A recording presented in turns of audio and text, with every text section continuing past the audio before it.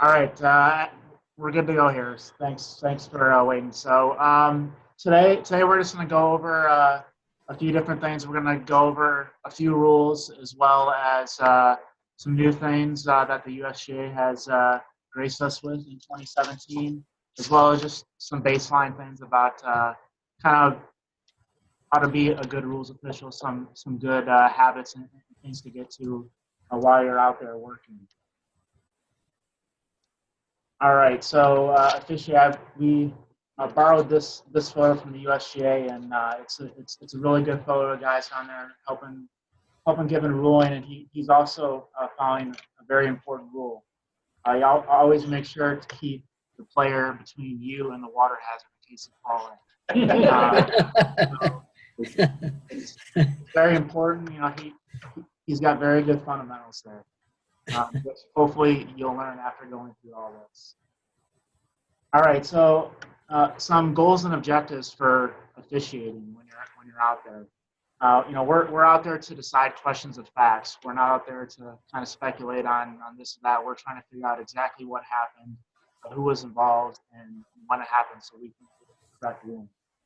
The other thing too is, you know, we're out there to apply the rules, not necessarily hand out penalties or give penalties. We're just there to apply the rules as they're written. All right, and ensure fair play under sporting conditions. This is something that the USGA says.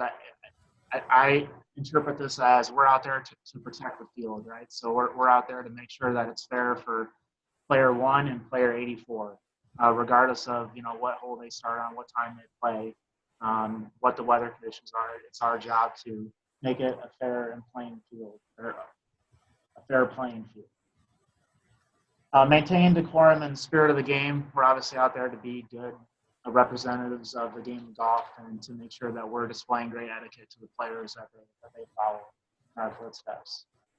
And we're also out there to prevent rules breaches when we see them, right? And we're not out there just to be reactive. We're out there being preventative. So we'll go over some more things, some tips on kind of how to use those skills to be more preventative out there and help prevent penalties before they start. Be conspicuously inconspicuous. So, you know, we're trying to be all seen without being seen. You know, when you're out there, you kind of want to put yourself in a position where you can see a lot of different things, but you're not in the player's way. We're out there for the players. It's about the players. It's not about us, and we need to make sure that we're not interfering with play. Be diplomatic, don't be defensive, and obviously be respectful. It can be challenging at times for sure, especially when a player comes to you and it's very hot after maybe getting a penalty that you assess them. But at the end of the day, you know, we always need to take the higher road and be respectful of the players out there. There's a nice quote from the USGA: a brusque or officious handling of a situation can, by upsetting the player, magnify the effect of a penalty for far beyond the extent of the penalty itself. So, you know, we don't want to escalate things. We just want to enforce things as they are in the rules. All right, and we want to try to avoid being a visible factor in the outcome. Obviously, that's always our goal as the USGA displayed. Last year, it's not always possible. Luckily for us, we're not under the same scrutiny as they are. We don't have a live TV coverage of the events just yet. Maybe down the road, but not right now. So,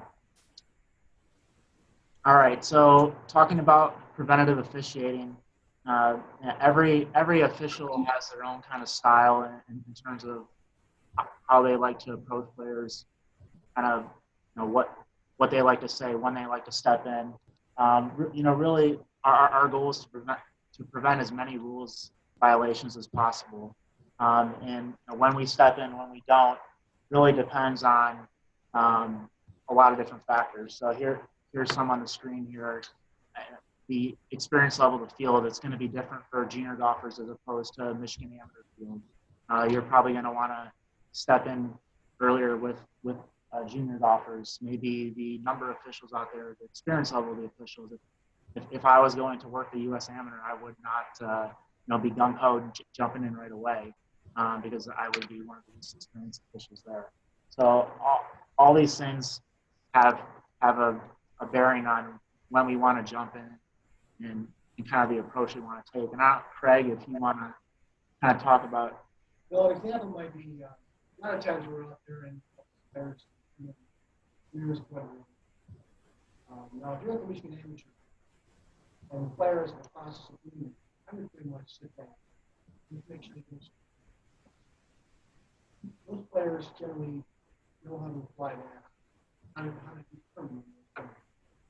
And that's going to change a lot. I can't hear what he's saying.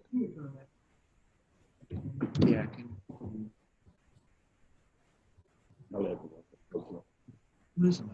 It's I was talking about going through the process of determining the nearest point of relief or a ruling.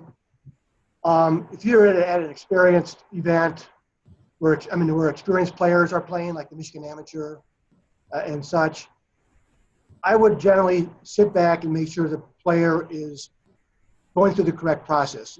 I would not help him determine that unless I've got some concerns about where he is determining that place.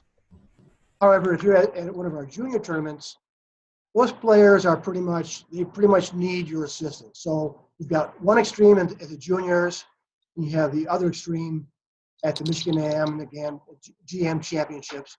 So you kind of need to know, like it points out, the experience level of field, where your level of involvement and your level of support and help and offering different options for players in determining what their options are for unplayable ball, or et cetera, et cetera. So I think that's the point Kyle is trying to make. Any questions on that?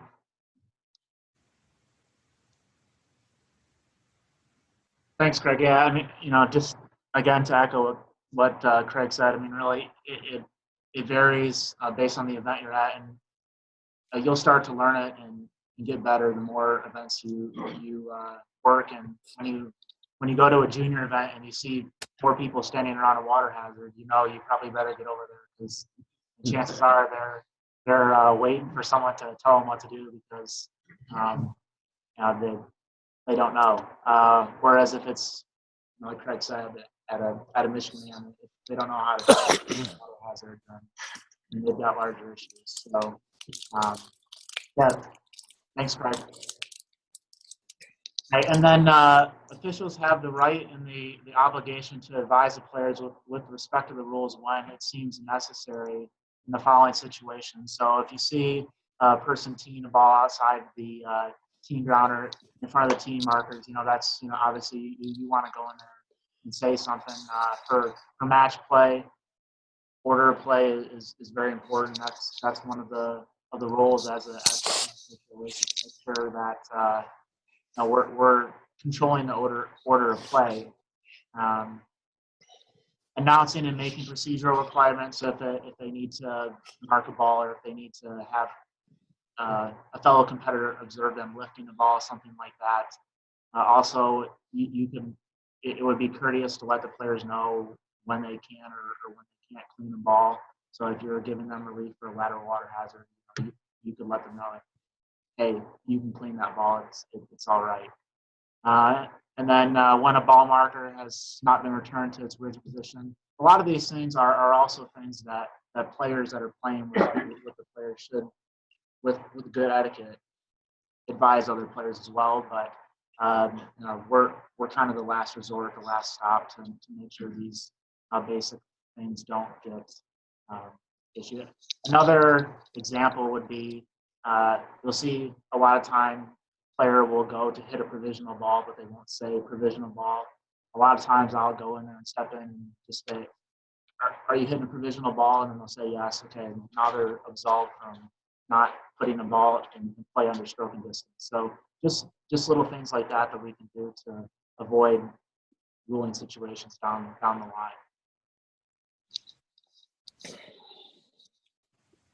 All right, so how we go about giving a ruling. Really, when when we first approach that player, again, every person has their own style or their own way of approaching, but a good recommendation, first kind of words are to ask, do you need help with your options?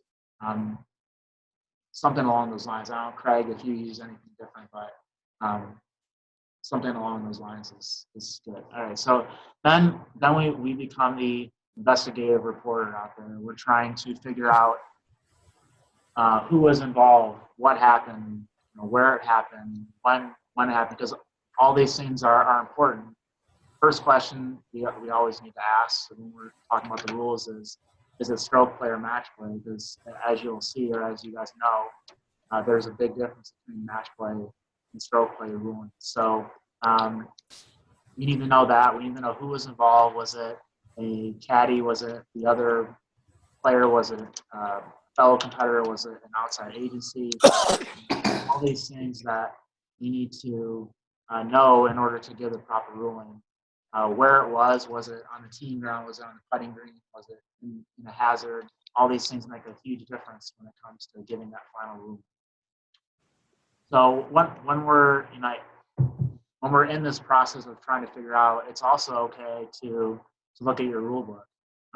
That's no one should be able to memorize this thing. This thing is massive, and it's there as a resource to use it. It's not a sign of weakness to reference it, even if it's something basic. You'd rather give the correct ruling than go through and give them the wrong ruling because you take 2 minutes to look at your rule book.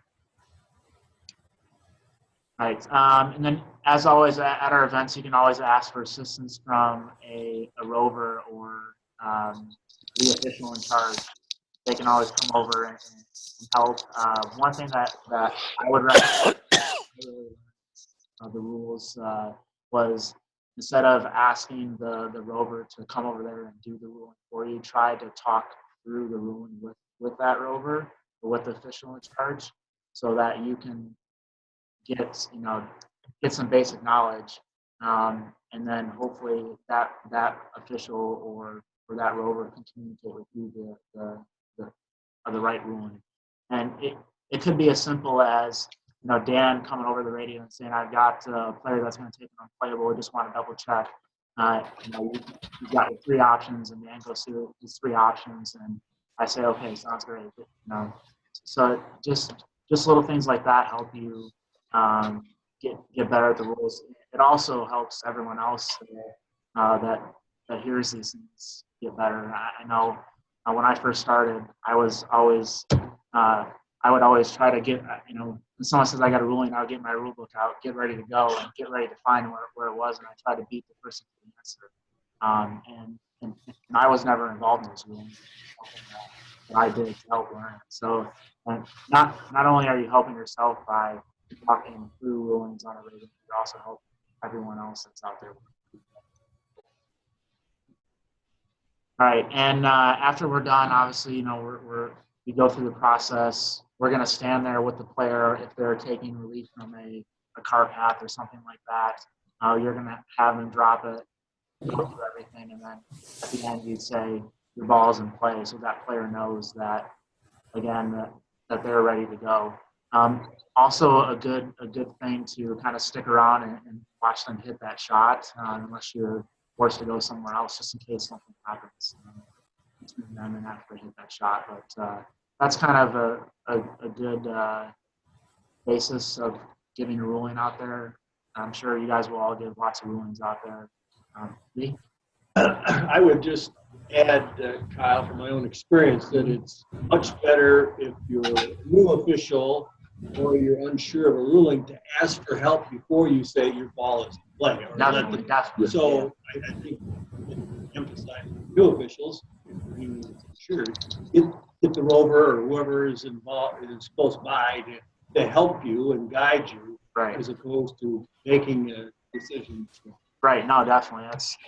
That's a great point, Lee. You definitely don't want to go out there just willy-nilly and make rulings. We want to get people involved, make sure everything's good, especially when they do it. That's very critical. Definitely. And it's And it's expected that Sure. not everyone's going to be at the same level of knowledge of the rules. So it's not a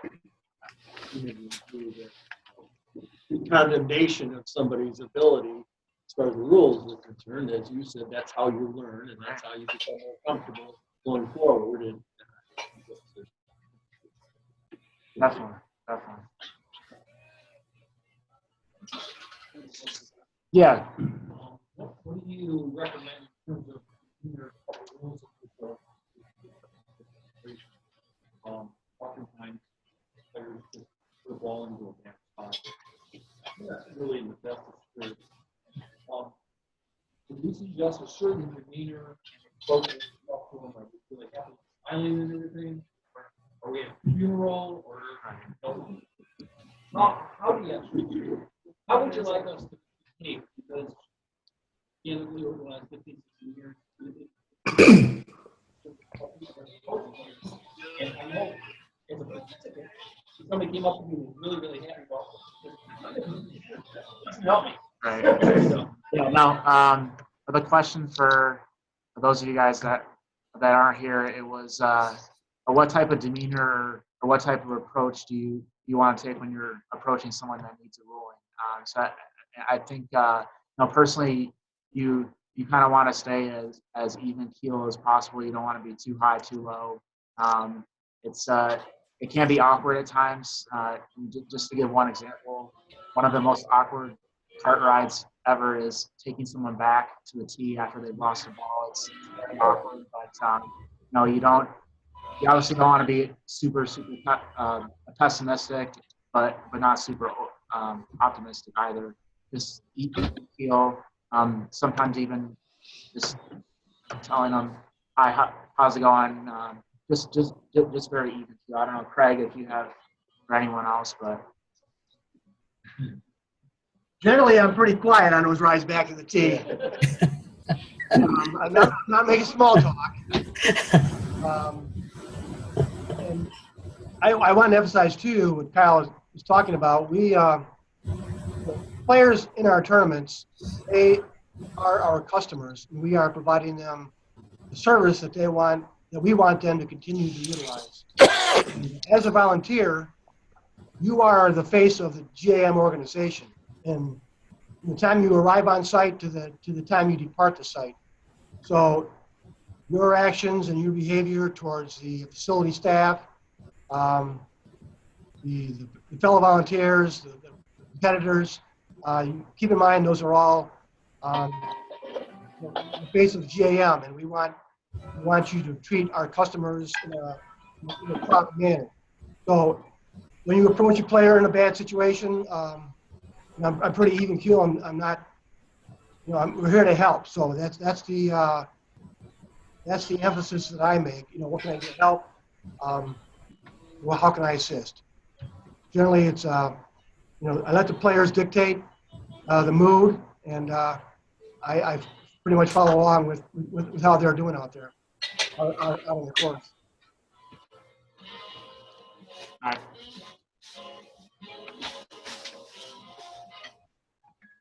All right, so a couple of good practices in addition to something we've already talked about. Take your time when appropriate. Golf is unique when it comes to sports in terms of not basketball officials. We don't need to blow the whistle right away and make up a charge call or something like that, which seems to happen a lot in basketball nowadays. But take your time when you can. Obviously, there are certain things that are more urgent than others. If the player hits the wrong ball, or have committed a serious breach, then we need to address those situations right away. But a lot of time, you're gonna have time to run the right ruling. And we'll talk about a little bit later what might be a little bit too much time. You need to, not need, but one good practice is also to show the rule or read the rule to the players if they have any questions. It provides credibility. It makes it objective and not just you telling the player what it is. Just to give one example, last year at the score ball, we had an incident where a player, their ball was interfering with someone else's stance, so they picked it up, they marked it, which is fine, but instead of putting it down off the side or wherever, they put it in the pocket. And what happened there was the fellow competitor in the group, they were not sure if the ball was, wasn't clean when it was put in the pocket.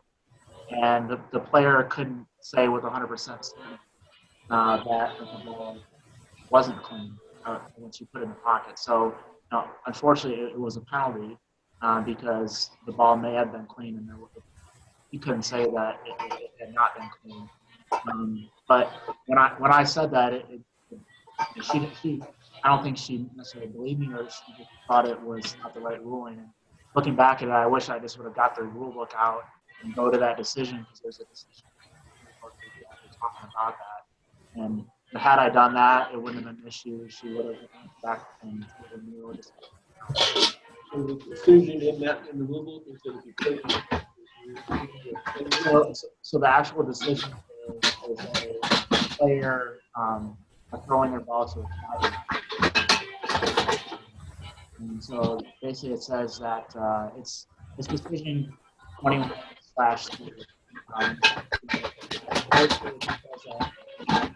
Anything has to be resolved against the player. Any doubt is. But then you also have another situation, the same thing. Craig and I when not last year, one of the girls in the bunker, and she had the same thing. She knocked the ball, picked it up, put it in the pocket, but she was able to say with 100% that the ball was perfectly clean, which again, probably makes sense if it was going to the bunker by it was a dry way out. It was nothing on that ball. So in that case, she was able to say with 100%. Kyle, excuse me, there's someone on the phone or on a computer where there's a lot of noise, there's music, and sounds like they're crashing dishes. So whoever it is, would you please put on your earbuds?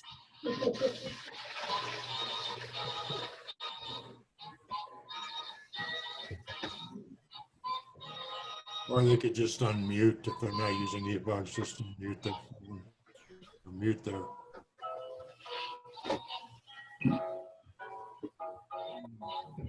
Yeah, my first time on here, so the mute button on mine is bottom left.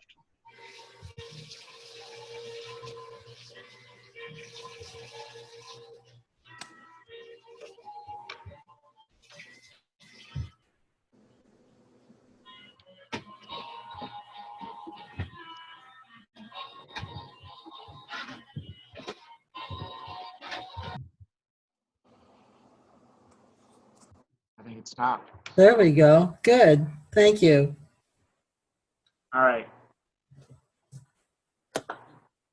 So another good practice: don't jump to conclusions. A lot of times when you're out there, when a player's explaining something to you, you may think you know the answer before they finish telling you all the facts. Just be patient, listen to the player, what they have to say. There may be something come up when they try to explain a situation a second time that may change the ruling completely. So always good to listen and be thorough and get all the facts before we jump ahead and give a ruling that might not be correct.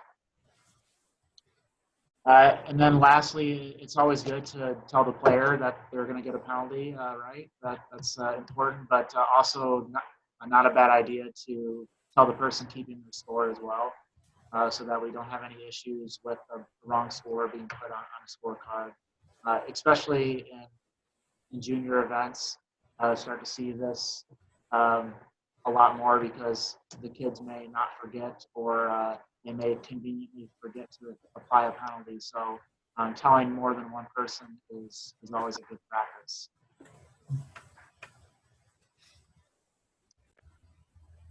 All right, so timing, like we talked about, it's golf. We're allowed to take our time, which is great. However, there are some situations where we may want to not take so much.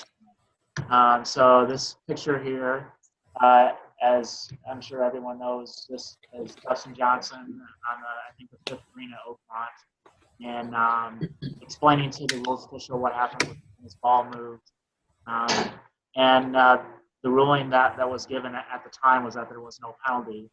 However, it was later looked at on video and determined that it was a penalty, but it was, I don't know, was it three holes later? So it was a long time later.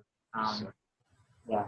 So, but basically, maybe one thing that this rules official could have said, and this is not something that we would say because we don't have TV, but if the rules officials would have said, based on the information that you've given me, Dustin, it's not a penalty, but we need to look at it because we have tape of it, so we're gonna take a look at it and let you know. But it shouldn't have taken the USGA 3 or 4 holes to figure out, because in the meantime, it was the final round of the tournament, correct? So there was a lot at stake, and people didn't know where they stood, which is not fair to the players. So the way that we communicate a rules decision should not impact the championship. And in this case, it kind of did. Now, granted, you're maybe instead of 3 holes, it takes a hole and a half or 2 holes. But,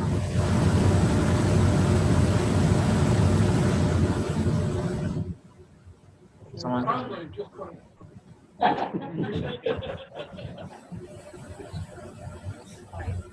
Yeah.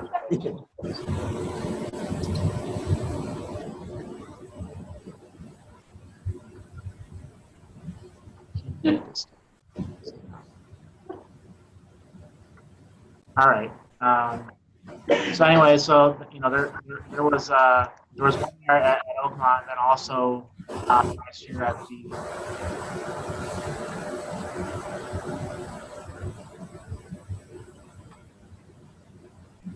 All right. There's one guy in here that I keep.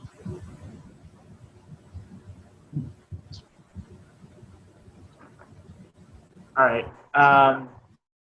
It also happened at the U.S. Women's Open, Court of All, and in my opinion, I thought this one was, but obviously didn't get the attention. Basically, what happened was it went to a playoff, and in the playoff, the USGA for the Women's Open uses the Google aggregate for that tournament, and on the second playoff hole.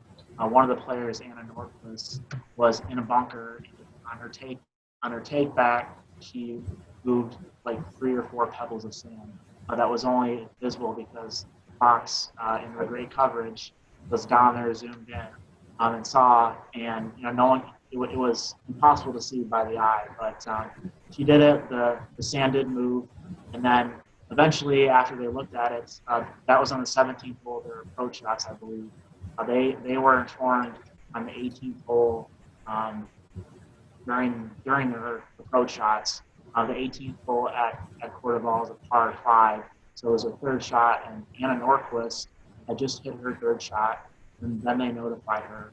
And the other player who was up, really 2-stroke, Brittany Lane, they told her before she hit her 3rd shot, and when they told her that, she changed her club. She acknowledged that in the interview afterwards. So not only is getting back to the players in an efficient manner, but also a fair manner. In my opinion, they should have gave that information to players at the same time when they're hitting their shots. And they did, in fact, change Brittany's club selection. So maybe they should have just waited until they both hit their 3rd shots, or maybe they could have figured it out before both of them hit their shots. But either way, those are other things that you have to consider when you're getting things that you don't want to give one player an advantage over the other. Especially in this situation, it was essentially match play because they were 2 people down playoff to win the Open. But this stuff happens, and I'm sure there's been things that have happened that again, that I don't know about that maybe just as bad or if not on the same level as this. So things are going to happen. We just want to do the best we can to avoid becoming a part of the championship, affecting the players, how they play.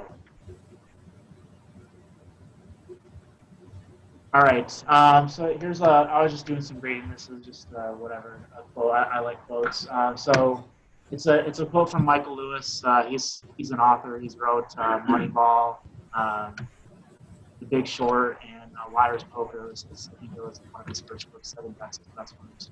But anyways, so it's kind of hard to see, but fallibility is not shameful. We are constructed to make certain kinds of mistakes. The trick is acknowledging that, not hiding it. So, no, we're going to make mistakes out there. Every good rules official has made mistakes.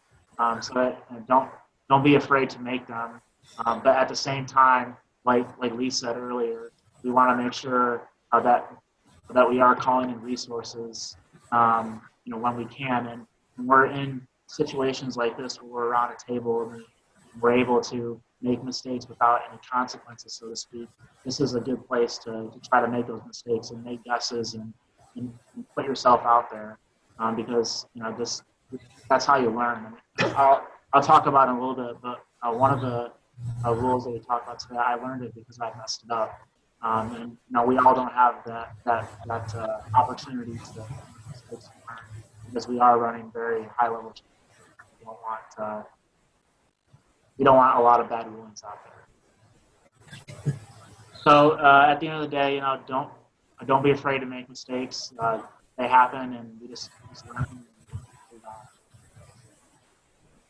All right. So the USGA published a list of their most common rulings that they had in 2016 that were called into the office. So here are the numbers of the rules. Any guesses on what the rulings were? Ball moved is on there. It's not the first one though, so I can't. That's number of events. Number of calls from. Yeah. So that number is the number of calls or emails or however they track it. Sorry. Yeah. So just well, no, not into Television, just called into Golf House. So if any guesses? You're going to have ball at rest moved. Ball at rest moved is on there. Yeah. You're going to have club design moved. No. Really, no problem. Yeah. I think that's probably outside this. Right. Water hazards. Boom, number one. So we know there's a lot of bad golfers out there. Water hazards. Yeah. You all need lots of help. All right, number two. No, good guess though. No.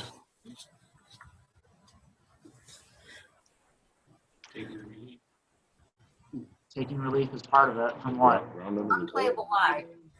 No, not unplayable, not out of bounds, not down under.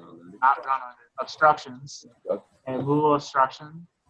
Number three was already said. Ball at rest moved. I would contend that if they counted all the calls that they got from Dustin Johnson, this one would be way higher. But they probably didn't count all those bad phone calls. All right, next one. All right.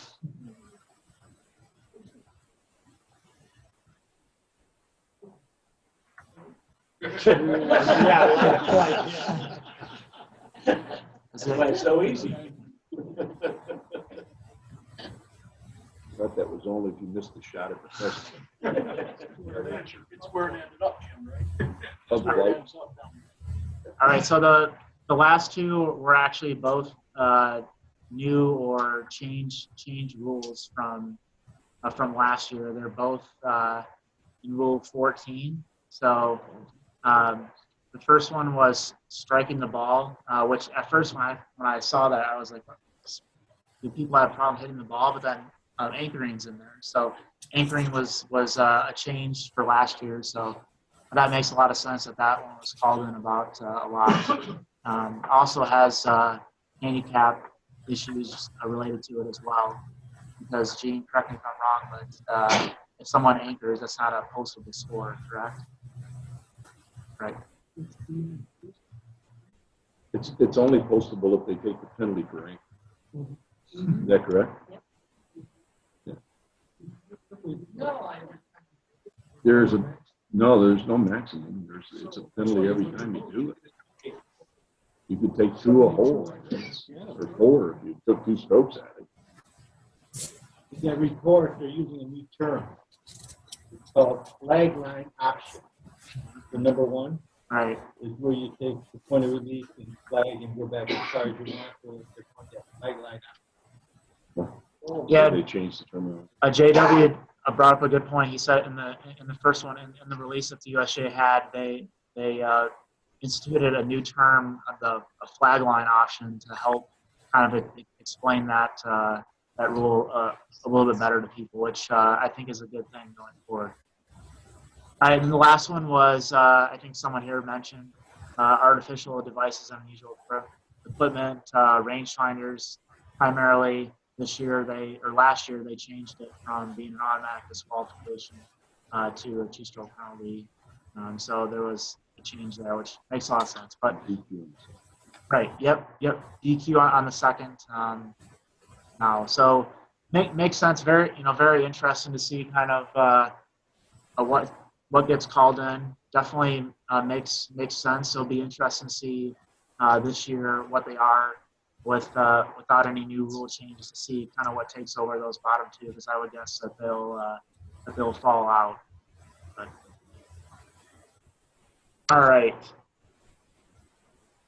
So next we'll talk about the new local rule that the USGA has put in. So this is part of the USGA's.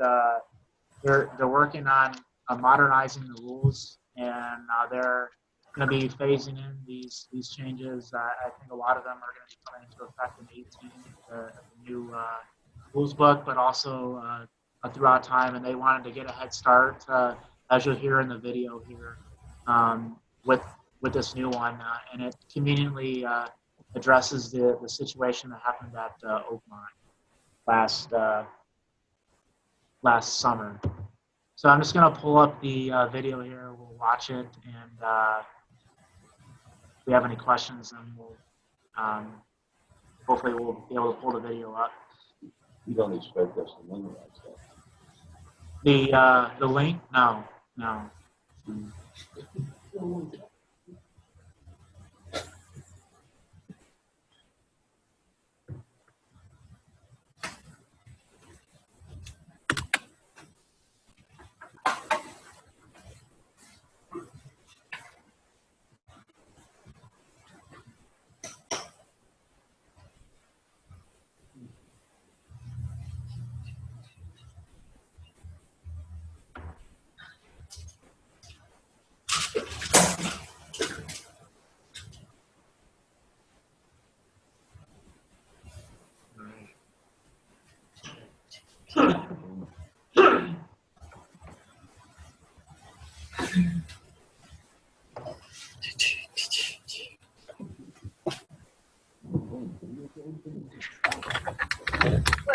Are always reviewing rules of golf and their interpretation. For several years, we've been studying how to modernize the rules. This is a comprehensive review to see how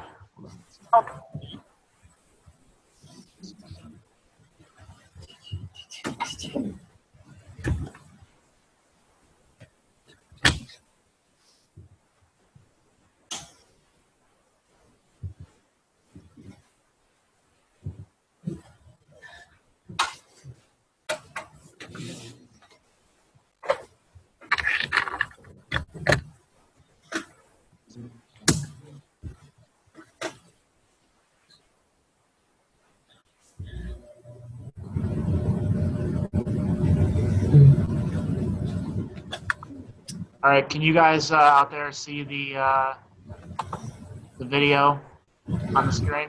Yes, but it's not moving yet. Okay. All right. USGA and the RNA are always reviewing the rules of golf and their interpretation.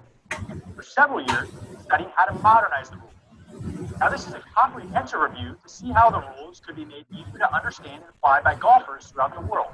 One of the many topics this rules modernization initiative has covered is eliminating the penalty for accidental movement of a ball or ball marker on the putting green. In most cases, the ball moves on the green while the player is doing nothing more than taking normal action to prepare for a stroke. Shape, slope, and position of the putting green determine why the ball moves. The player cause it to move, or some natural cause such as the wind. For these reasons, we in the RNA have concluded that there should not be a penalty for accidental movement of a ball or ball marker on the putting green. While we're finishing the overall rules modernization process, we believe it's in the best interest of the game to RNA have concluded that there should not be a penalty for accidental movement of a ball or ball marker on the putting green. While we're finishing the overall rules modernization process, we believe it's in the best interest of the game to accelerate this particular change by introducing a local rule. This local rule will be available beginning in 2017. Any organizing committee for a competition or golf course that would accelerate this particular change by introducing a local rule. This local rule will be available beginning in 2017. Any organizing committee for a competition or golf course that would like to use the local rule will have to make sure to adopt it. Let's look at a few common situations where there will no longer be a penalty. If you are preparing to make a stroke and accidentally move the ball, drop a ball by mistake and it hits or moves your ball marker.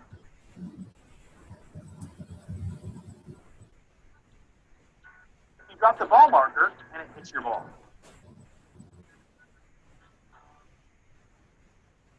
Or if you were to kick your ball by accident.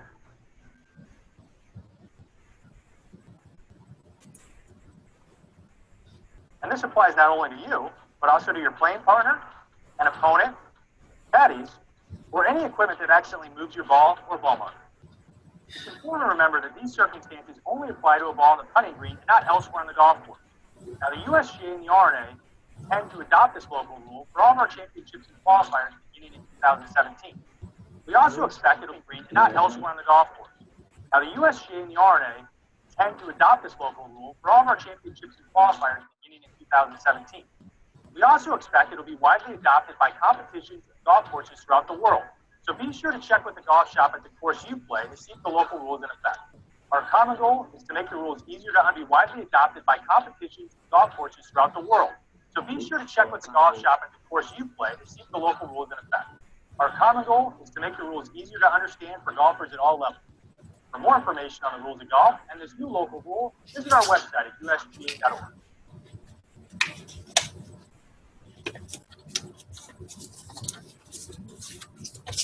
It is, yep. It is. Yep.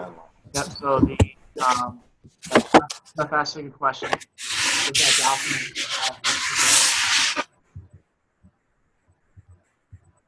Is that document is that a document going to be available? Yes, it's on the website. So on their website here, if you guys can kind of see, but they have the infographic here as well as some question and answers about the rules. So it's a very good resource, and the USGA obviously is a great resource for not only this local rule but all the rules in general as well.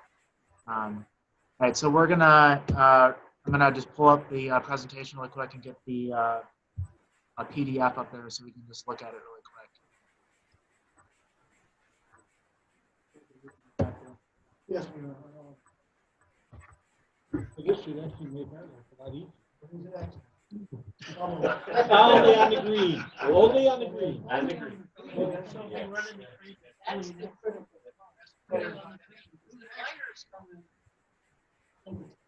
But if we'll do it in anger, then what? All right, so the question, it was a good question, was if the GAM is going to adopt it, it will be adopted on our hard card. Is that correct, or probably? Might be on the locals for a while. So Okay. Sure. Yeah. Both, right. Yep. So, and then obviously for the USGA qualifiers that we conduct, it will be on their hard card, so it will be in effect as Mr. O'Toole said during the presentation. Can you foresee any place where wouldn't be adopted as a local rule? It's just all going to become an automatic, everybody is going to have it? Yeah, a question was, do you envision it not being adopted anywhere? I mean, I find it hard to believe that people would not adopt it. I would, this is just my guess, pure speculation, but I would guess in 2018 with the new rule, that won't be a local rule, it'll be the actual rule.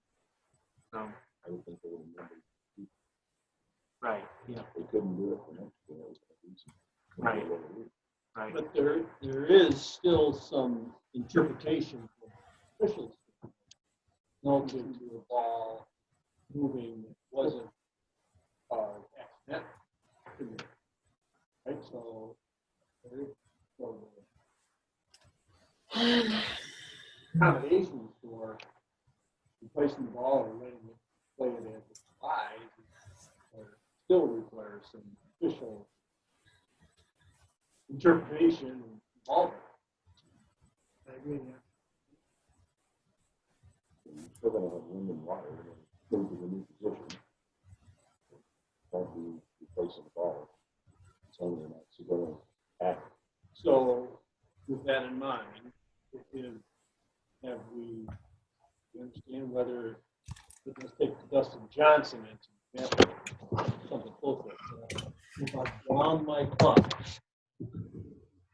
sloped green, 11th hole at Oakland Hills South, and the ball, and the ball rolls. I don't touch it, but I ground my club. Making my stand, the ball rolls. Cause it to move, or Drop your club and bounce it. no, I didn't touch it. All I do is ground my club on the ground. Like, that was the deciding factor previously, right? Yeah. So now I've done the same thing. And the ball moved.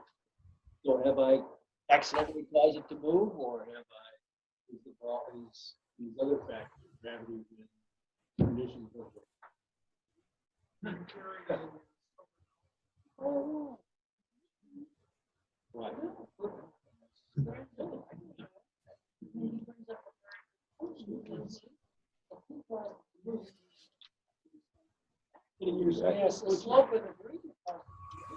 So the discussion that we've been having is just Allegio brought up a good point where it doesn't necessarily solve the Dustin Johnson case, because you still have to decide whether Dustin needs to move the ball back or he needs to play it from where it came to rest. And so there still is a very important interpretation from the official as to what exactly is going to happen.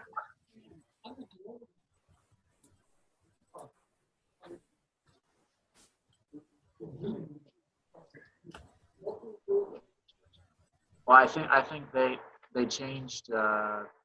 Both. Does it talk about which then counts as having that's wrong?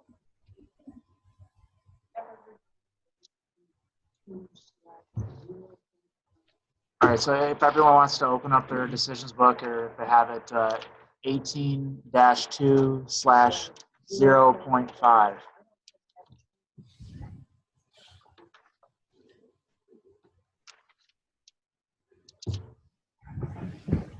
Got a weight of evidence. Page 276.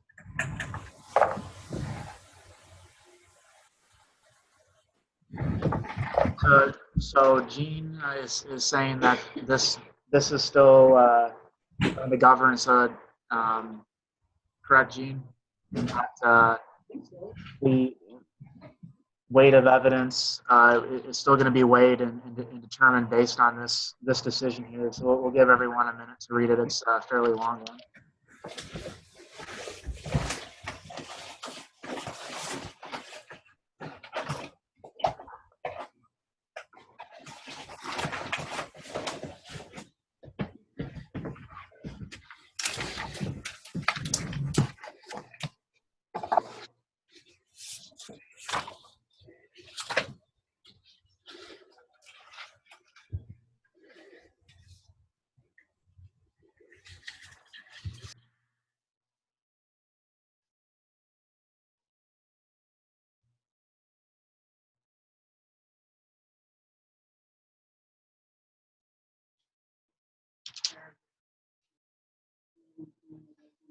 Yeah.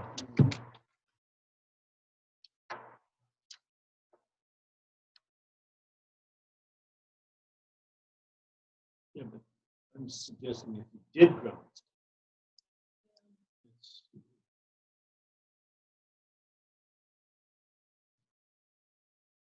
I would say, if it was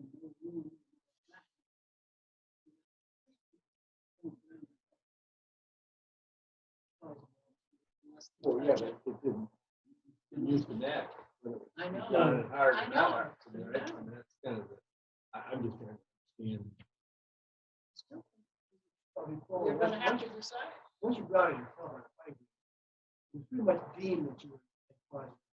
Right. It was, but they changed it. Then it would be. Well, So, Maybe it's all. that would seem logical. But I'm just trying to make sure. I don't agree. Consistent. Well, yeah.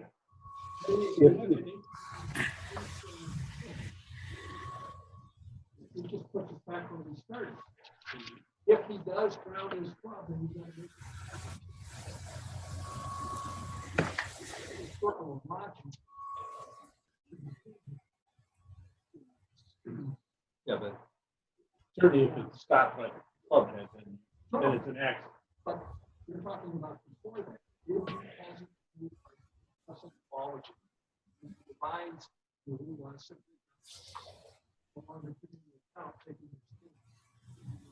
But the local rule specifically deals with if you touch the ball. Accident. It's not necessarily touching. So a discussion here, just to recap, Craig and is saying that basically with the last paragraph in this decision, the committee is still going to have the decision, but now with this new local rule, if a Dustin Johnson situation did happen, that movement would be determined as potentially accidental, and then that ball would just be placed, unless there was factors saying that it was not accidental. Right? So unless it's really, really windy and it's not a super slow, you would just assume it's accidental and move it back. No penalty to play on.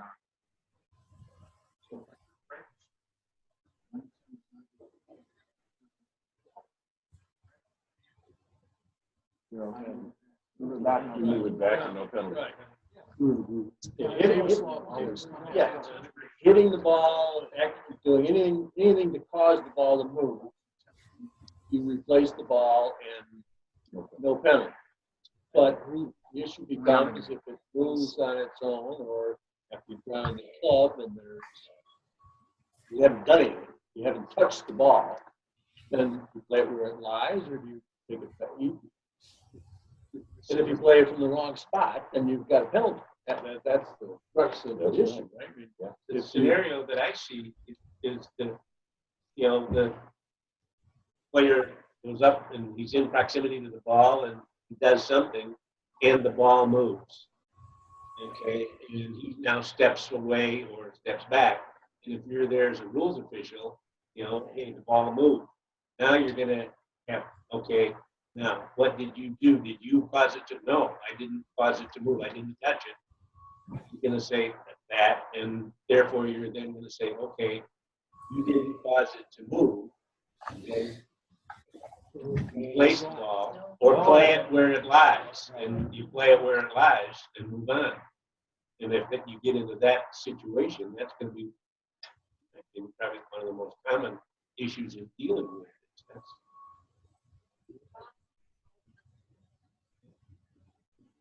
Right. So Betty brought up a good point on the graphic here. One situation where this rule would not apply is if you pick up your ball without marking on a putting green.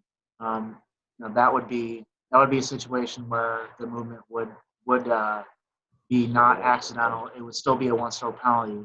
Now, the other thing we have to consider too is that this is only on the putting green, not necessarily in the fairway. So if I was walking in the fairway and accidentally kicked my ball, that's still a penalty. I have to move it back. But on the putting green, it's okay.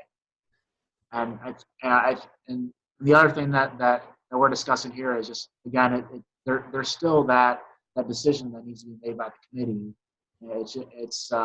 And we assume that the player is always going to say it was an accident. I didn't cause it to move. So at that point, you're deciding whether, well, was it wind or slope, or was it something else, or did the player just accidentally cause it to move? So there's still going to be that decision, right? I mean, even if a player says, it was an accident, but I don't think the ball moved, and I don't think I moved it. Well, then that player would play from there. But you could very easily say that the player may have moved it and put it back. So there's still going to be that decision process on what actually happens, and maybe it's just better off to, and this is just a thought to throw out there, but maybe it's just better as a default to say accidental movement of the ball, move it back and play it, because that's essentially where the ball came to rest, as opposed to trying to determine, was it the wind, was it this, was it that? I didn't go. Absolutely.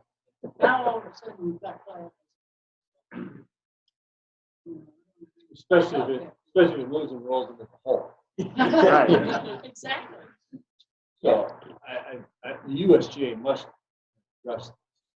We ought to find out. I would think they'd have something, because Yeah. if you're above the hole on 11, right? If you were above the hole on 11 and the greens have been rolled really well, it's conceivable that ball could roll into the hole. Yeah.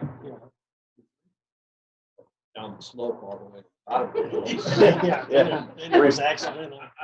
Yeah, I accidentally. Touch Yeah. base with the USGA and see what they say. Yeah, no, that's a good idea. Well, so what Lee mentioned was that we definitely need to touch base with the USGA and get some clarification on this grounding club and kind of how that would work out. So we'll definitely reach out to them and figure it out and get back to you guys on that, because it's obviously gonna come up at some point in time this year, more than likely. Addressing as well, not only just rounding, addressing.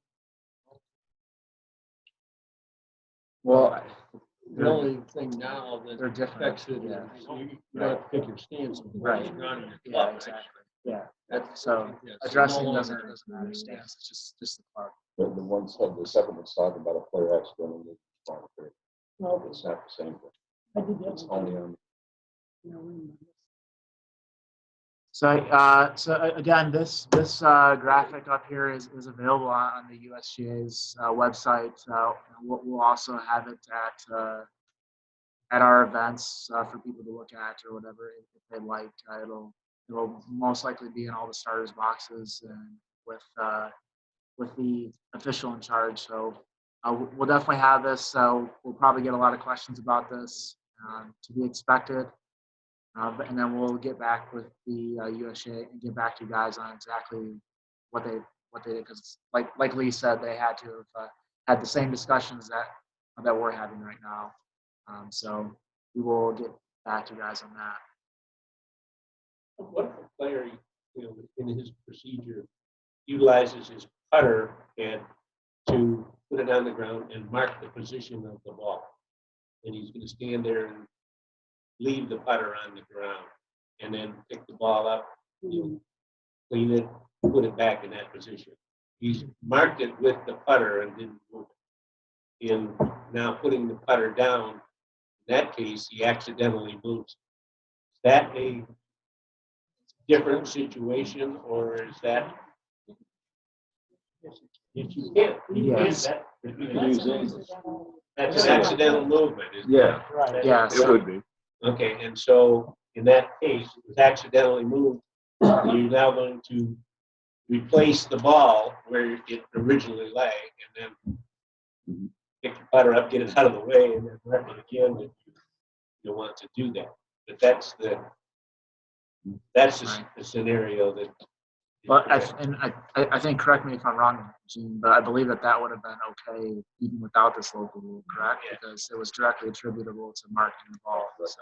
Well, except that in that situation, I put my putter head down, I pick up my ball, I clean it, I put the ball back, I remove my putter head, and now the ball rolls. It's come to rest, Yes. and now it rolls.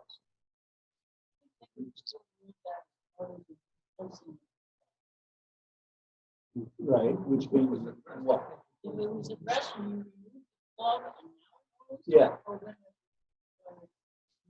when Right, exactly. Yeah, where it ends up. So just the fact that using the putter head, unless you nudge it or did something accidentally, yeah. but once the ball is at rest, no matter how it's been marked, even if it's still marked. That was that would be the same situation if the ball marker was still on the ground, Sure. as opposed to being the putter head still being on the ground. Once you remove the putter, once you remove the ball mark, No, even if the ball Now mark the is ball- still there. Even if you leave the ball marker there, the Yeah. ball rolls. If the ball is at rest, that is correct. Yeah. Right. Yep. If you leave the ball mark there, your Once putter it's still. Yeah, once the ball is put back down, it's in play. It doesn't matter Ball's in play. if you Whether leave the the ball marker is there or pull it there. out, it's still in play. Once you're so suppressed.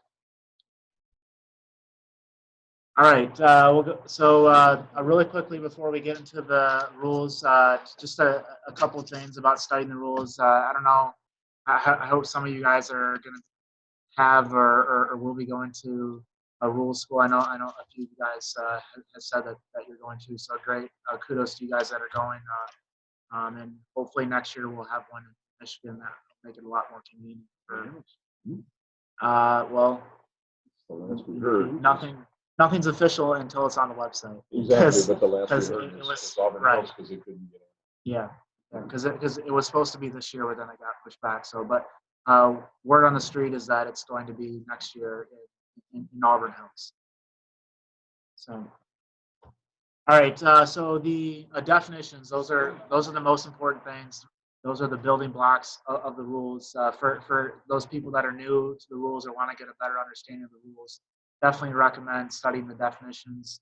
Those are listed at the beginning of the rule book, and throughout the rule book, all defined terms are in italics. So if you're reading something, you see italics, you know that you can get a definition in there. So these are extremely important. They allow you to reason and deduct things in order to get proper rulings if you know the definitions. We'll go over an example at the very end today of where that would come into play.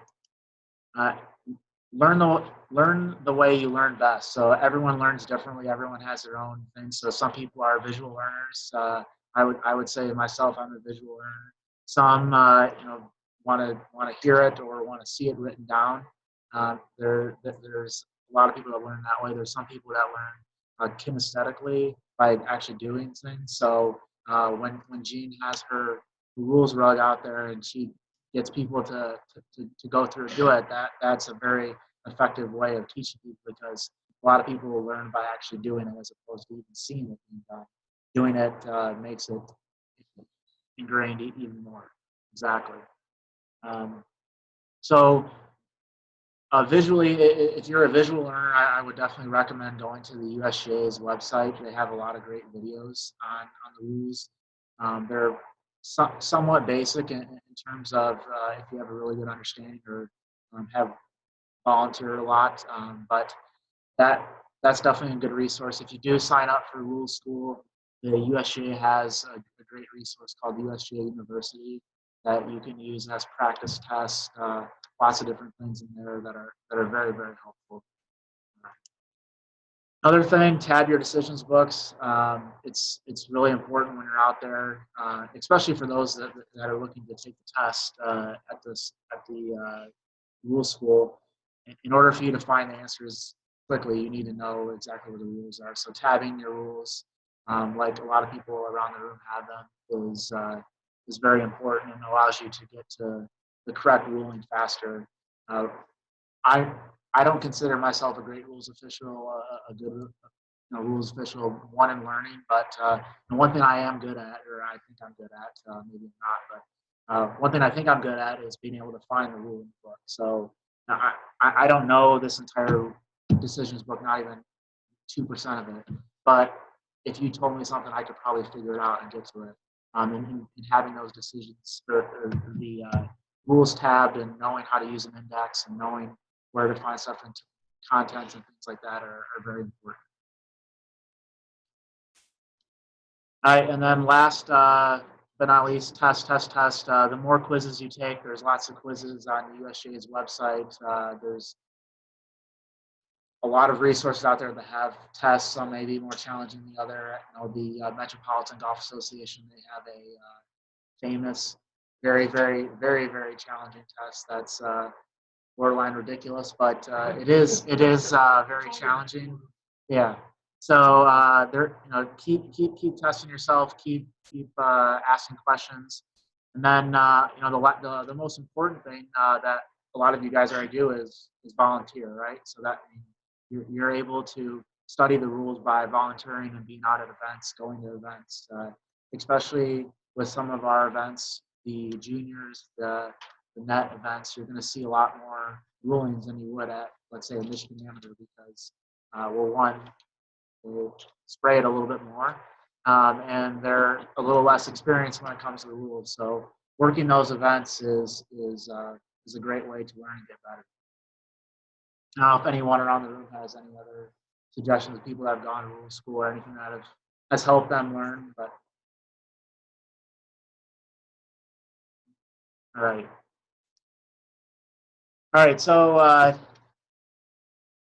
there's two great principles behind the rules. So a man by the name of Tufts, I forget his first name, but he was one that kind of came up with these two great principles. They're fairly basic, but they're always good to keep in the back of your mind when you're trying to figure out what a rule is or what a ruling is.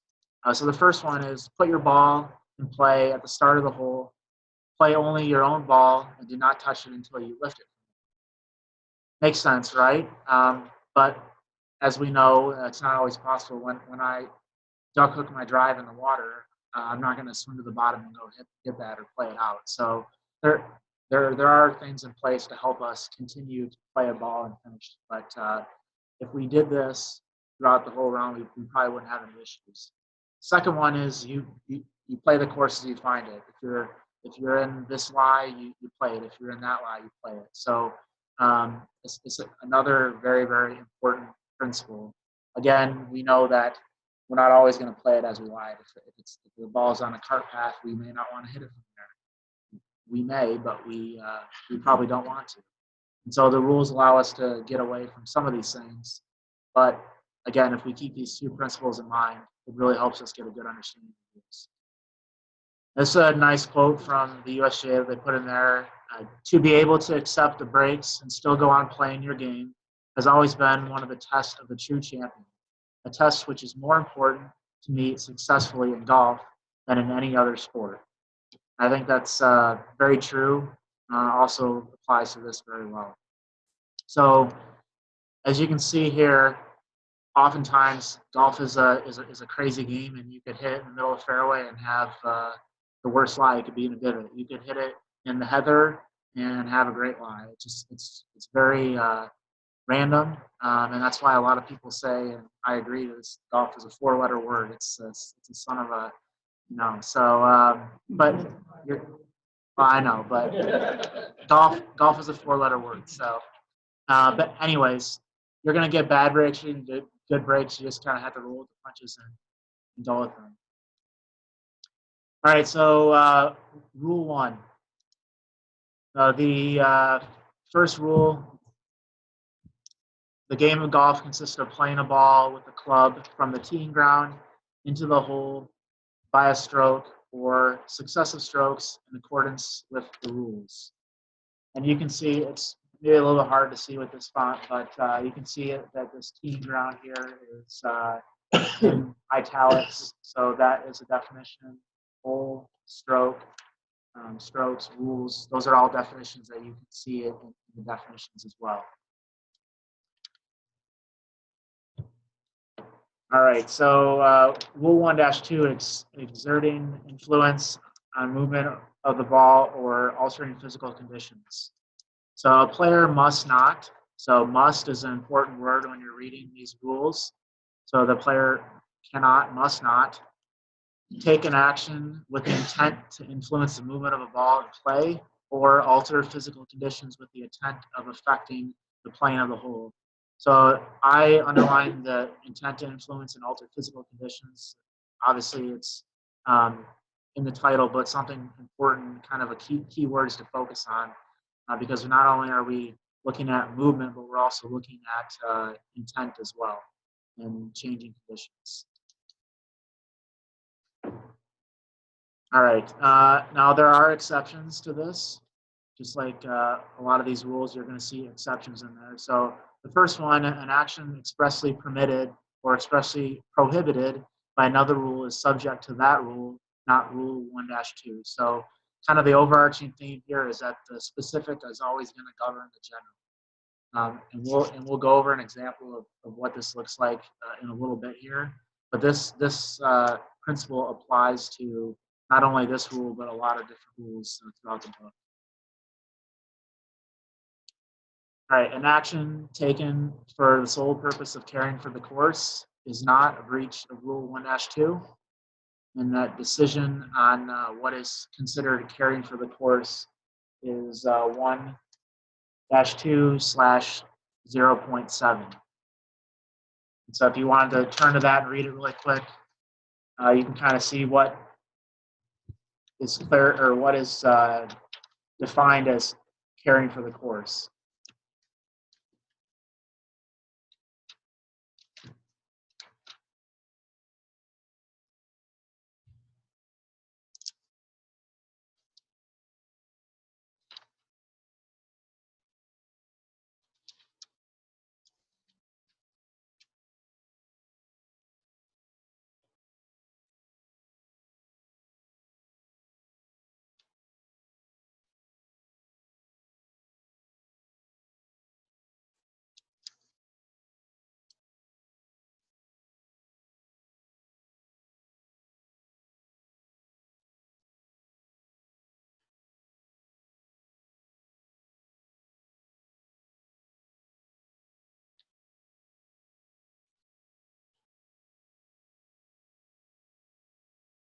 And I think one, hopefully this hasn't caught on with a lot of players, but it's sometimes the players could always claim that they're doing things for care of the course, even though they may have ulterior motives. But right, exactly, raking the bunker or something like that. But yeah, so this again is a good rule or a good a decision because again, it's allowing for players to do sensible things without incurring penalties that are just not appropriate.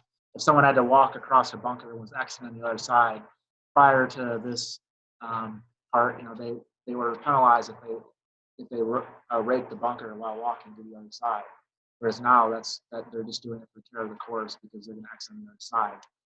So this was changed, I believe, a while back, but a good change nonetheless. So you don't want to penalize a player that's doing good things and caring for the course.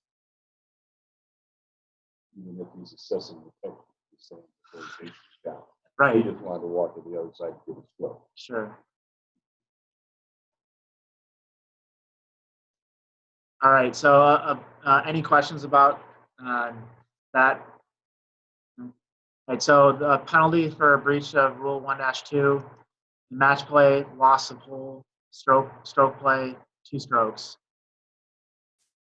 And if there is a serious breach of Rule 1-2, the committee may apply a penalty of disqualification. So how would we determine what a serious breach is? Yeah, Jim. Yeah, you find 2 golfers.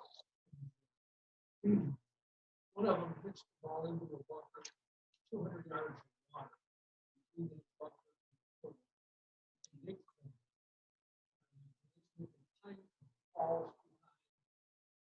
player A is wrong. Player B, player A's best friend. He's shooting 1,000 strokes. He's out of it. So he goes in, picks up the offending item, tosses it away. EQ. May not be enough, but it's all you can do. Sure, I mean, that would be an example that would definitely merit that discussion. So here, this is kind of where they determine. I think your situation, Jim, would definitely fall under this category. So a player is deemed to have committed a serious breach of Rule 1-2 if the committee considers that the action taken in breach of this rule has allowed him or another player to gain a significant advantage, or replace another player that other than his partner that is at a significant disadvantage. So as Jim mentioned, that player that picked up that acorn or pine cone behind the ball was definitely giving that player a significant advantage that they didn't have before. So that would be a situation where you would probably definitely want to disqualify that player. And then there's also a decision in there as well, 1-2/0.5 that kind of goes over this as well. But again, I've underlined a significant advantage, a significant disadvantage. I think those are the key terms there, right, to determine whether it is a serious breach or not. Is did someone get disadvantaged? Did someone gain a significant advantage? And it's up to the committee to determine what would be significant. But I would say that in that case, with that pine cone that Jim mentioned, that would probably be a pretty significant advantage because it'd be fairly challenging to hit a ball with a pine cone behind it.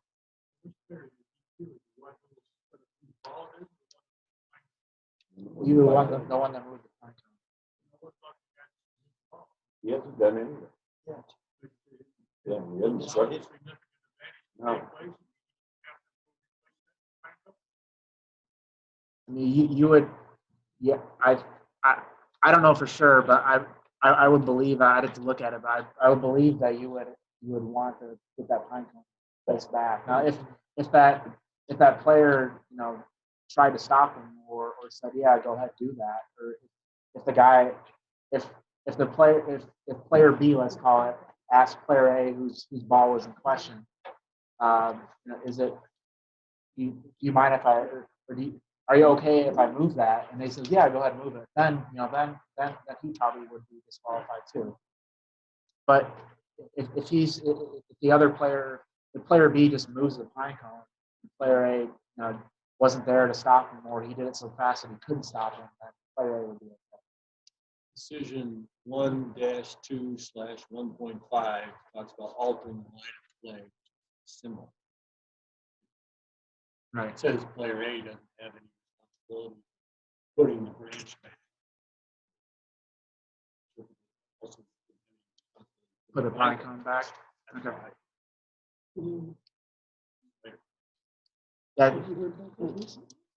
So that decision that Lee referenced was, what was it? 1-. Yeah, page 19. Page 19. 2/1.5.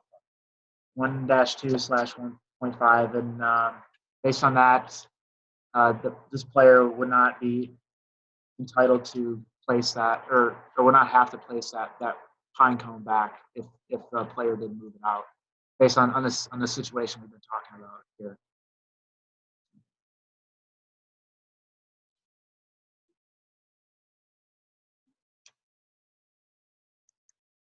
All right, the other notes. This says neither one of them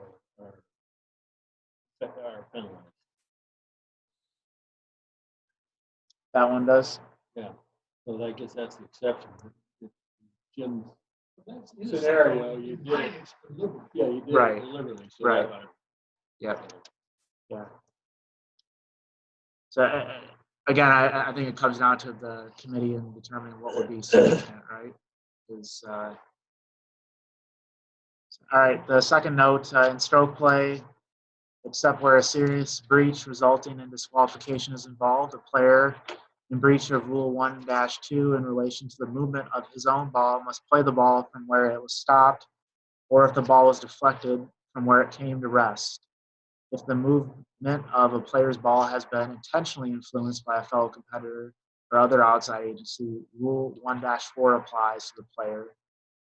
And it says see note to Rule 19-1. So this is a good example of in the rule books, a lot of times that they refer to other decisions or other rules within the rules or within the decisions. And that's a very helpful thing to try to figure out the exact answers. So if you went to Rule 19-1, that note talks about what happens when the ball is deflected or whatever intentionally. So in that case, you would have to kind of determine where you think the ball would come to rest, play it there. Or if it was on a putting green, they would cancel the stroke and replay it. So that you'll see that quite a bit where they reference other rules. And again, that's to help us out to be able to get the right rule and to connect the dots with everything.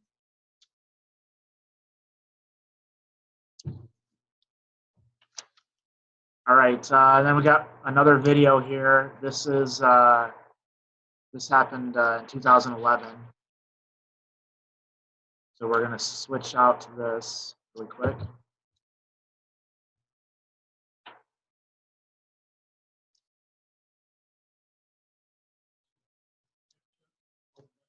Yeah.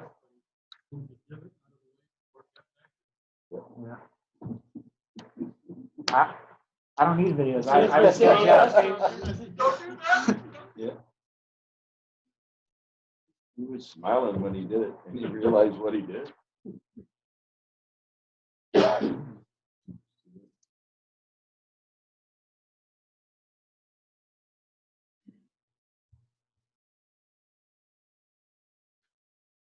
And so this situation that we're about to see, and you guys can kind of see it, we're able to see it kind of there. It says Rule 23-1, which if you go to 23-1, that's loose impediment. So this is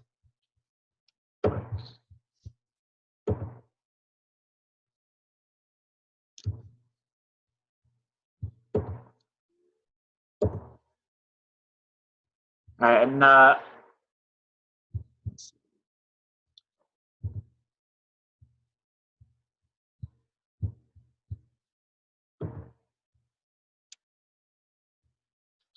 I'm sorry I can't make this video bigger. If I make it bigger, everyone on the other end can't see it. So everyone should be able to see it. Start here a little bit, but basically we'll just watch it. Now back to what a horrible life for the Jagus in a divot. Frank, you can see just how many golf balls end up down in that area. That's why there's so many divots there. He's not done yet. Plays beautifully to this point. Wry small. Now watch this, Frank.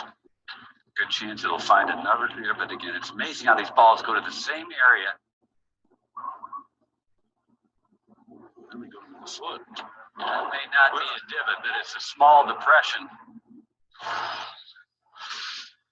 And so as Jeff said, Camilo did flick that divot out of the way. So oops, he was penalized. Now when the announcer said, "Now watch this," I thought he was going to talk about the rule being broke. But again, the announcers don't really know much about the rules either.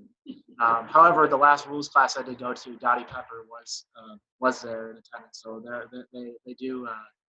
they are getting better and understanding that having some knowledge of the rules is important. So again, back to this ruling. He was penalized 2 strokes for moving that loose impediment that may have influenced the ball. Now, this is a situation where it could fall under 1-2, but the specific governs the general. So this rule 23 is more specific to loose impediments than 1-2. Another video that they'll show at Rule School, or that they did last time I went, was Paul Casey doing the same thing, but instead of flicking the divot out of the way, he flips the divot or stepped on turf or something like that. So he was penalized 2 strokes in that case.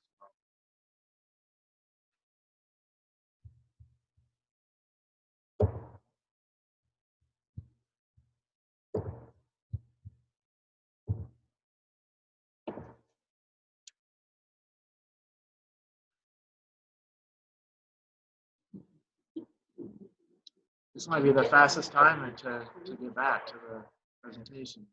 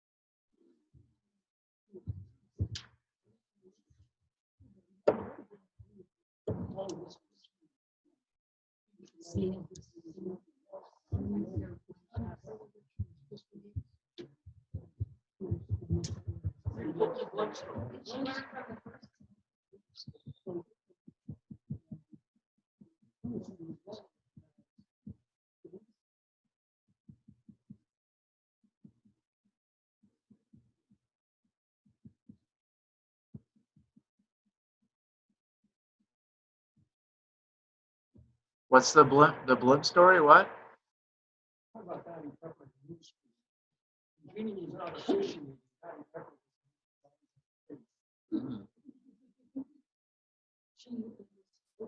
You want to come here so they can? Sorry. Okay. All right. 1-3 agreement to waive rules. Pretty self-explanatory, but players must not agree to exclude the operation of any rule or to waive any penalty incurred. If you do that, you're going to be disqualified in both match play and stroke play. The only exception to that is agreeing to play out a turn in stroke play is okay, provided it's not done to give a player an advantage. Obviously, in four ball stroke play, the other player can play first on your side to create an advantage. That's okay, but in regular stroke play, you couldn't agree to play out a turn if they gave someone else an advantage. So if someone said, "Let me putt this one first. I'm shooting 100, but you got that for the course record, so you can see it." That would be an example where we'd have an issue there. All right, 1-4 is equity. Pretty important decision. That's reference. So if any point in dispute is not covered by the rules, the decision should be made in accordance with equity. And so a really big important decision here is 1-4/12. That's a good one for everyone to reference. And got it here. I don't have it in its entirety here, but I have it in quiz format. So in stroke play, a competitor's ball on the putting green strikes a fellow competitor's ball in breach of Rule 19-5A, and then strikes another fellow competitor's ball also in breach of Rule 19-5A. Do we have one penalty, 2 penalties? What do we think? 1? Yep, so we just have 1 2-stroke penalty, even though the act happened twice. It hit 2 balls. It was a single putt, single act. Stroke. Yep, single stroke. So it's just 1 2-stroke penalty. Okay, what about in stroke play? A competitor is considering putting his ball from a bunker, and he rakes the footprint in the bunker on his line of play. So he broke both Rule 13-2 and 13-4A when he did this. So he broke 2 rules, but only 1 act. One penalty or 2 penalties? One penalty. They're both they'd both be two-stroke penalties. So this is just one two-stroke penalty.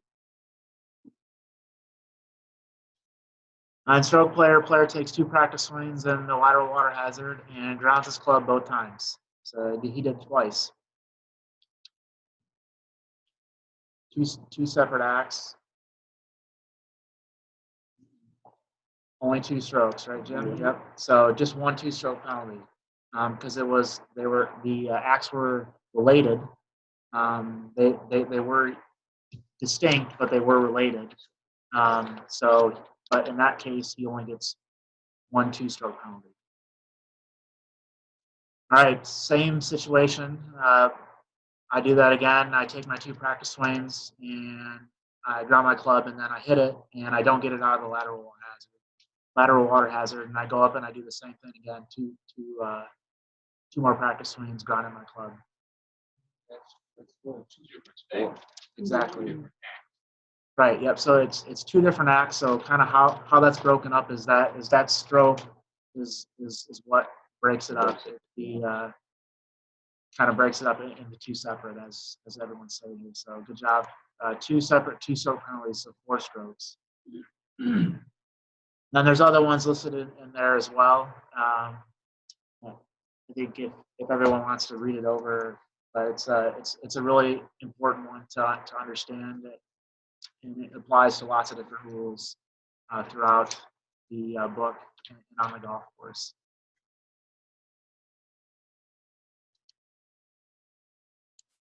Here are some other key decisions for Rule 1. We'll leave these up if you guys want to jot them down or highlight them. And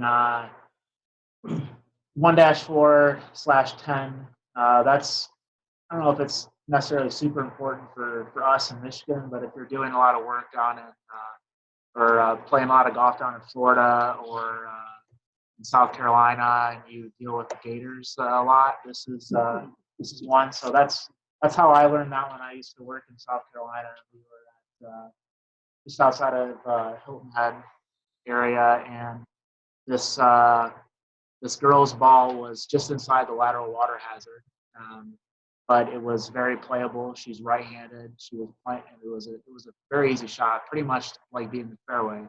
However, in this case, it was a small pond, and there were a lot of baby gators around. So for those of you that don't know much about gators are pretty scared of humans. However, they get really defensive if their babies are around. So this mama gator was staring face out directly, right, probably about 6 feet away from the ball, and was ready to do anything. So it was inside the hazard, and of course at this point, I'm trying to figure this out. I'm trying to read it through, and it's kind of a long decision. And I was like, just find the nearest point possible that's not interfered. And do they need to stay in the hazard? No. It's well, yes, they do need to stay in the hazard, which I learned the hard way. But try telling a 16-year-old girl that has a gator staring at her that she has to go back and drop in the hazard. And oh, by the way, when you drop in the hazard, your ball might roll in the water. So good luck. Or you can always just try to hit it with the gator staring. Again, probably not smart to do it. Right, exactly. Yeah. Right. But yeah, so these are some key decisions, and if there's those are the most important ones. You also see a dangerous situation, which is that 1-4/10. That could be a lot of different things too. Snakes, which are another dangerous and extremely scary thing for lots of people, myself included. But luckily, yeah. There's a few courses around here. I know that Fieldstone has a sign for the Mississauga snake on hole number 8, which hopefully none of you. Well, I've never seen it. Hopefully we don't put you guys on hole number 8. Hopefully you don't look Line notes, right? I've never seen them. Yeah. I go by their own. Right. Yeah.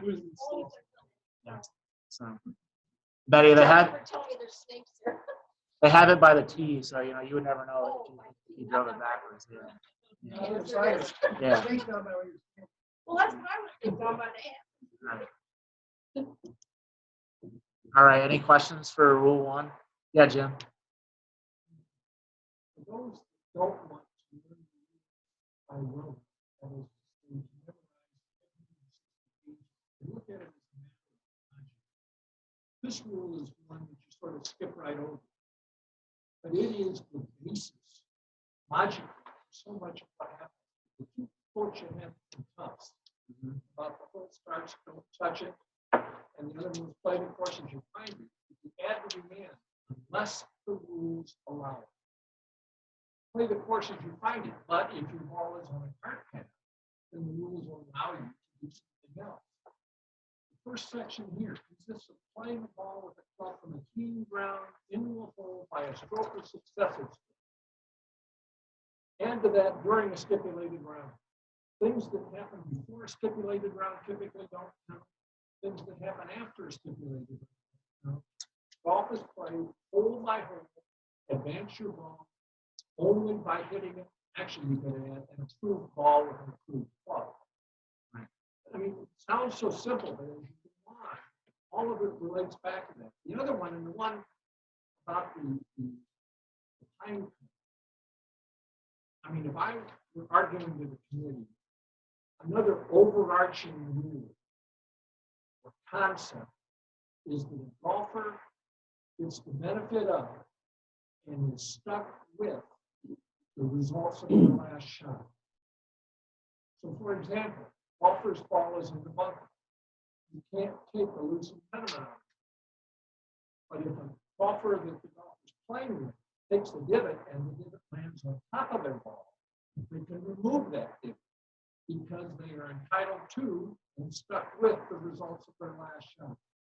I would use that logic to say that if the golfer didn't replace that pine cone behind their ball, it might be grounds for disqualification. I would argue at least 2 strokes for not having replaced it and use 1-4 as the basis. Just one person. Yeah, so just for the people that aren't here, Jim was just saying, even though Rule 1 is fairly small and a lot of people skim it over, it is very important and provides a lot of the groundwork for what's to come in terms of, especially that equity decision and the 2 principles that we talked about too.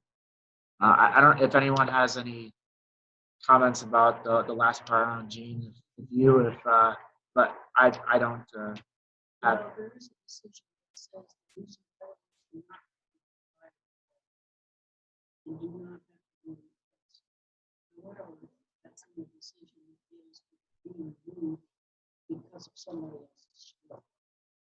In this case, you have a team to assist.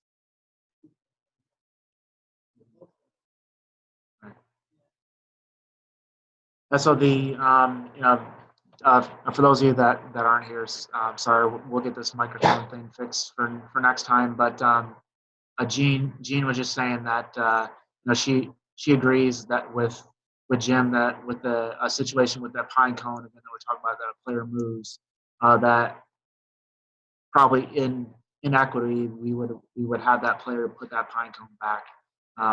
Obviously that is up to the committee to decide because there is that decision that Lee referenced as well that could be argued on the other side as well.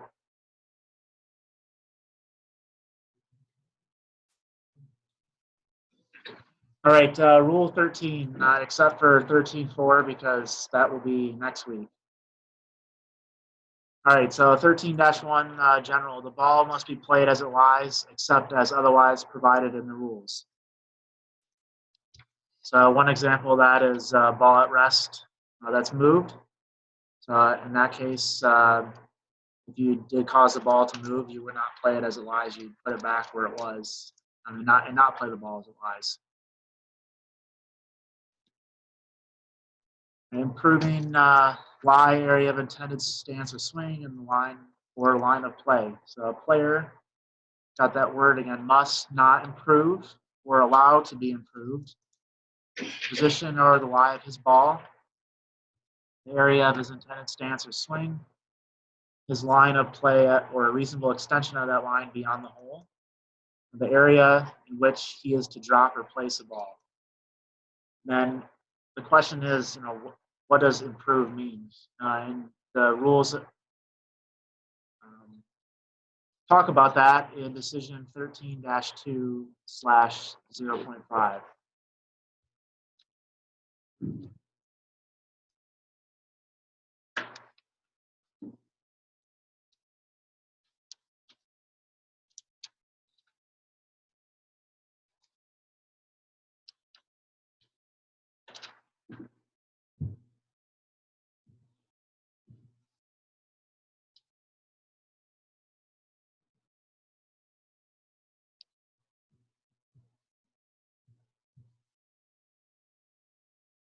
And the nice thing about this decision is that they give you a lot of examples about what would be considered improving and what would not be considered improving. So not only do they try to define it as, I would say, as they do in that first sentence there, improve means to change for the better so that the player creates a potential advantage, but they also give a lot of examples about how one would create an advantage or how something would not lead to an advantage being created.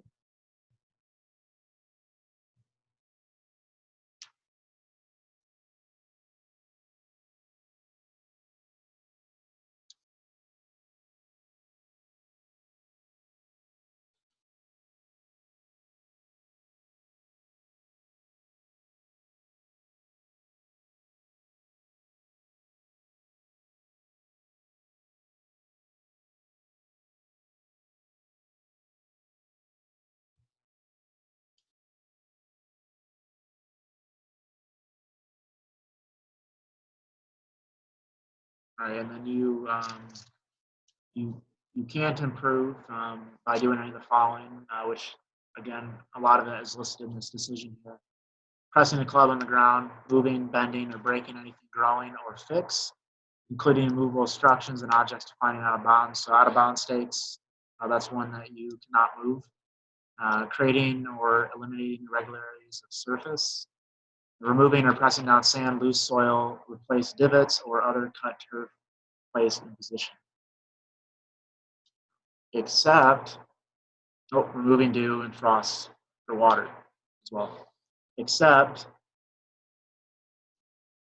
there is no penalty if the action occurs in grounding the club lightly when addressing the ball and fairly taking your stance, or in making a stroke or the backward movement of the club for a stroke and the stroke is made. So key there is that the stroke is made and finished.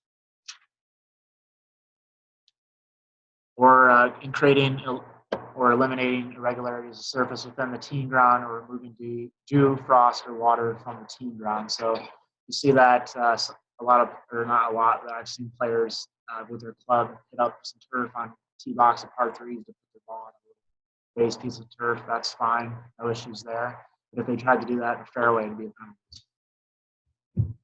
On the putting green and removing sand or loose soil. So sand and loose soil are loose impediments only on the putting green. So that's fine there, no penalty. And then repairing damage, it has that reference to Rule 16-1 because that will talk about what is considered damage and what can be fixed. A ball mark or a old hole plug, but not necessarily a spike mark or something like that. And then exception, ball and hazard, everything's a little bit different for the hazard, which Gene will cover next week. So, all right, building stance 13-3. So, player is entitled to place his feet firmly in taking his stance, but he must not build a stance.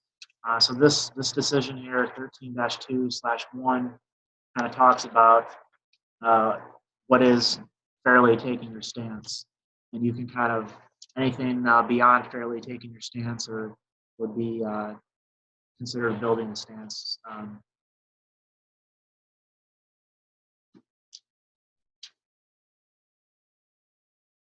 or in a situation where you might be getting into a tree or getting underneath a tree. There's fair ways or the least obtrusive ways to enter into the spot. Yeah, JW. Kenny always taught me this one. Always remember it. And for the new people, you're probably going to always have this rule. Best thing to tell the player is just put your hands on the club and you back into it. Don't take your hands and push it to the side, the branch. Yeah.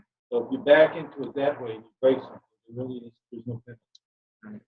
And then once you take your swing, if you break something, finish your swing. Yeah, no, that's great. What he said was that a good rule of thumb to tell players is grab on a club when you're backing into a tree or another area. Don't use your hands because you could get penalized for that. And then also when you're underneath a tree or something like that, make sure that you finish your swing. Don't stop it, because if you take it back and you don't finish your swing, but you break something, then you're going to get penalized. So that is great advice.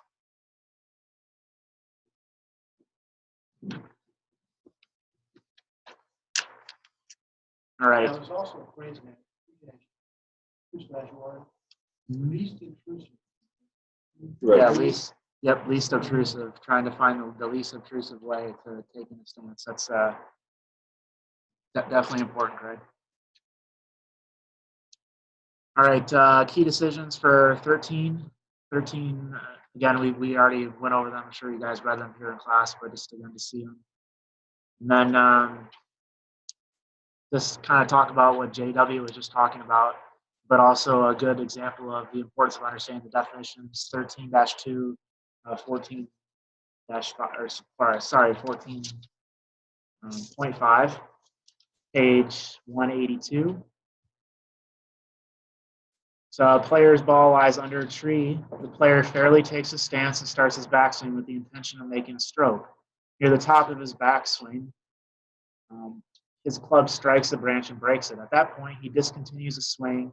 The breaking of the branch has resulted in improvement to the area of the player's intended swing. Rule 13-2 states in part, a player must not improve the area of his intended stance or swing except in making a stroke or the backward movement of a club for a stroke. Is the player exempt from penalty under this exception? The answer is no, because again, if we know the definition of a stroke is not made. It's the forward movement of the club, right? So when you stop that, there was no stroke. So that's why he would get a penalty there. So knowing the definitions allows you to be able to find those answers to the rules a lot easier if you know those definitions. So.